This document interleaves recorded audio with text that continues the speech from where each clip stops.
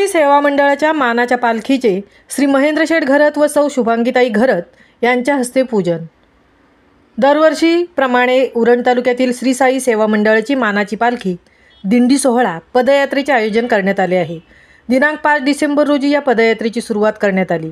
या पदयात्रेसाठी दरवर्षी आर्थिक मदत करणारे दानशूर व्यक्तिमत्व श्री महेंद्र शेठ घरत व त्यांच्या सौभाग्यवती शुभांगीताई घरत यांना या मानाच्या पालखी पूजनाचा मान देण्यात आला आहे। महेंद्र शेठ घरत यांनी सपत्नीक यथासांग पालखीचे पूजन केल्यावर ही पालखी दिंडीने उरणहून शिर्डीकडे तिने प्रस्थान केले। यावेळी उरण तालुक्यातील शेकडो पदयात्री उपस्थित होते। महामुंबईसह मिलिंद खार पाटील, उरण।